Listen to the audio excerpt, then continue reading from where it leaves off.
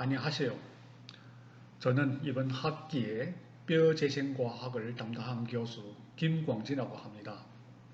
이번 코로나 바이러스 사태로 수강생들에게 많은 피해를 끼쳐드려서 송구스럽게 생각합니다.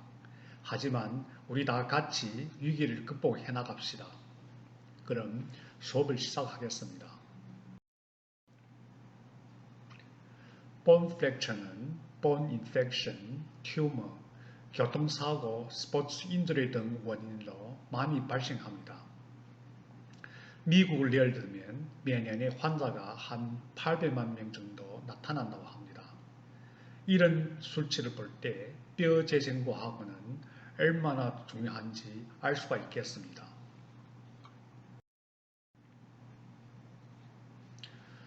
다음 수업에서는 뼈의 구조와 기능에 대해서 알아보려고 합니다. 이 수업에서 먼저 동영상을 보여드리고요. 그 다음에는 뼈의 해부학적 특징과 조직학적 특징에 대해서 알아보려고 합니다. 뼈의 기능으로는 우리 알다시피 지시 기능을 가진 사실을 알 수 있겠지만 그 외에 다른 기능들도 알아보려고 합니다.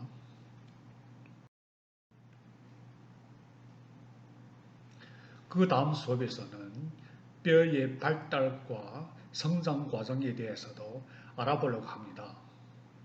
이 수업에서 먼저 관련 동영상을 보여줄 거고요. 그 다음에는 뼈의 발달 과정에서 혈관은 어떻게 신생하는지에 대해서 알아보려고 합니다. 또 뼈는 어떤 과정을 거쳐서 성장하는지에 대해서도 중요하게 느껴져야 하고요.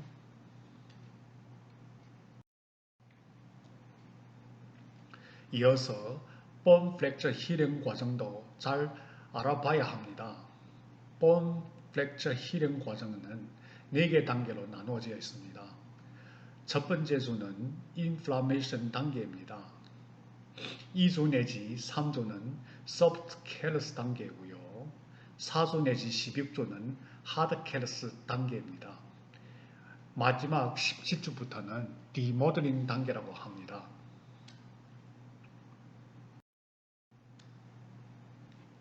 그 다음은 뼈 조직 공학에 대해서 알아보겠습니다. 왜냐하면 뼈 재생은 조직 공학 기법을 이용하기 때문입니다.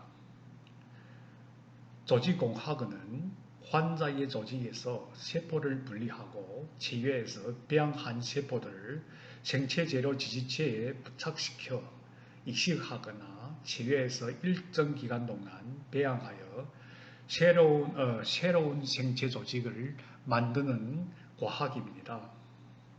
그렇다면 뼈 재생은 조직공학 기법을 이용한 과학이겠죠. 조직공학은 3가지 기본 요소를 구성되어 있습니다. 첫 번째는 세포입니다. 세포는 또 크게 배아중 세포와 성체중 세포로 나눕니다. 두 번째는 생체 재료입니다. 생체 재료는 천연 생체 재료와 합성 생체 재료로 구분합니다. 세 번째로는 생체 활성 인자입니다. 생체 활성 인자는 생장 인자, 금속 이온, 물리성 신호 등으로 구분합니다.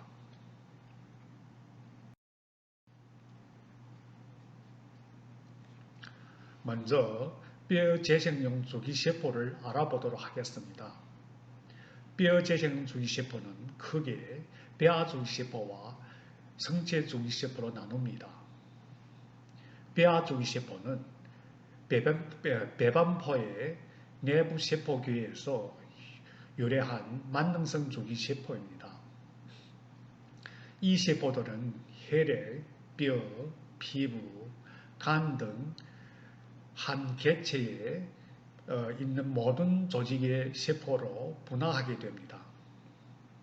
성체주기세포는 중간엽주기세포 포함한 멀티포텐트를 가진 기질세포로 조골세포, 연골세포, 지방세포 등 다양한 세포로 분화하게 됩니다.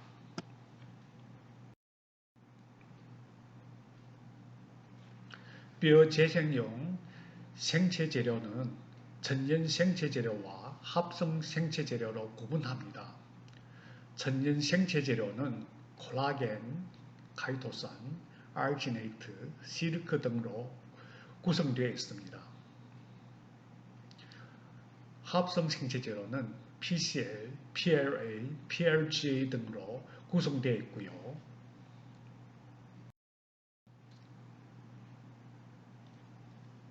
뼈 재생용 생체 활성인자에 대해서 간단히 설명드리겠습니다. 생장인자는 뼈 형성 단백질, FGF, VGF, TGF 등으로 구성되어 있습니다. 금속 이온은 실리콘 이온, 칼슘 이온, 코발트 이온 등으로 구성되어 있고요. 물리성 신호는 지체의 포 사이즈, 전자기장 등으로 알려져 있습니다.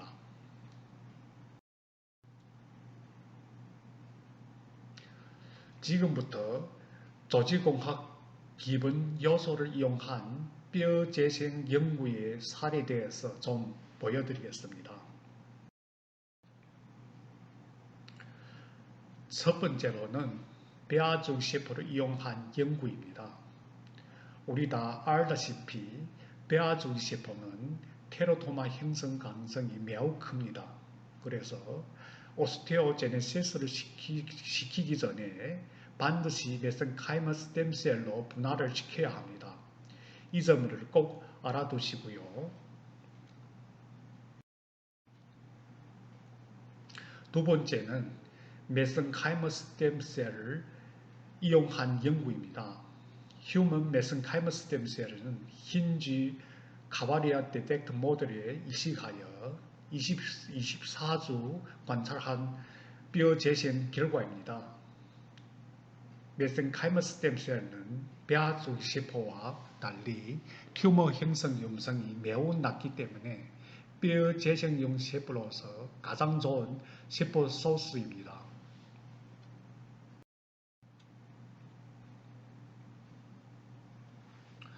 그 다음에는 실리콘 이온을 이용한 연구입니다. 결과를 보게 되면 실리콘 이온은 뼈 재생에 오스테오제네시스 효능뿐만 아니라 엔지오제네시스 효능도 있는 것으로 알 수가 있습니다.